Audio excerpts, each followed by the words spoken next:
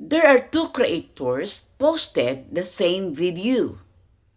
They got 1,000 views, same number of views. Creator 1 celebrated. Creator 2 started analyzing what went wrong. Why? Because Creator 1 looked at watch time, while Creator 2 looked at retention, and only one of them knew what the algorithm really cared about. When I first started creating content, I was thinking that more minutes watched equal success.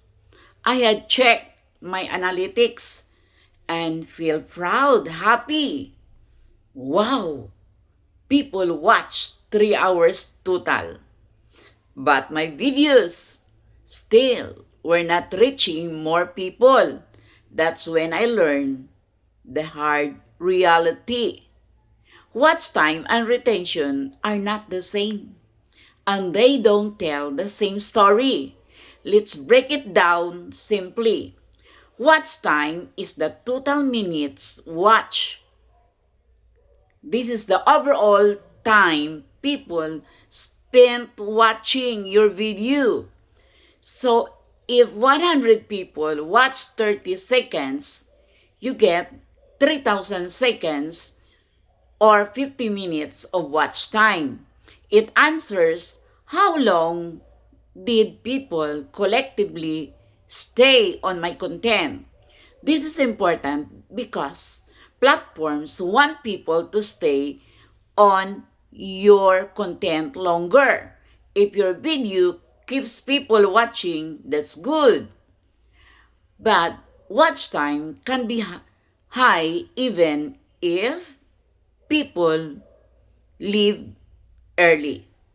Only a few watch to the end. The video is long but boring in parts. It measures quantity of time, not quality of attention.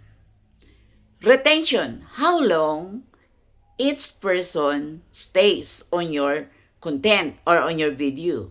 Retention is about percentage.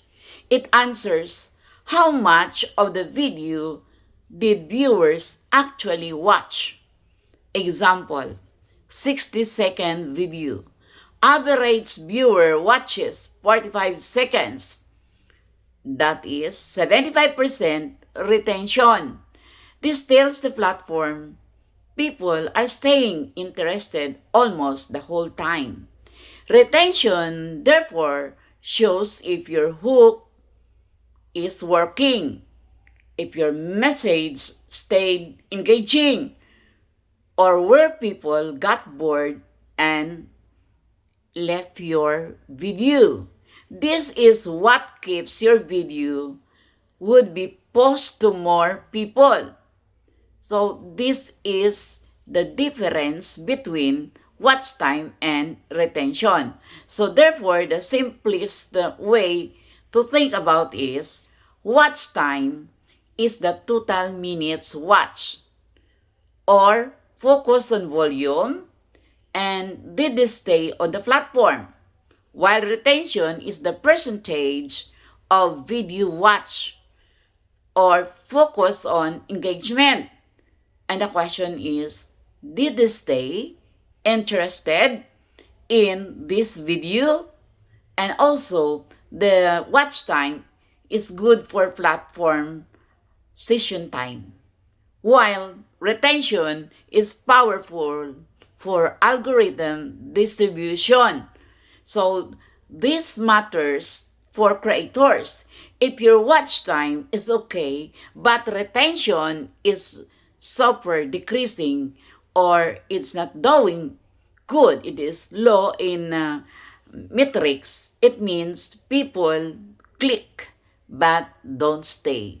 Your problem might be your hook or your spacing, your speed. If your retention is high, even when there are fewer views, your content is strong. Remember that. the algorithm is more likely to experiment it to the new people. So instead of asking, why are my views very low? Ask, where in my video are people dropping off? That is where growth lives. A creator mindset is stop only celebrating wins. Start celebrating high retention, strong first 3 seconds, viewers watching until the end of your video. Because the algorithm does not reward videos people start, it rewards videos people finish.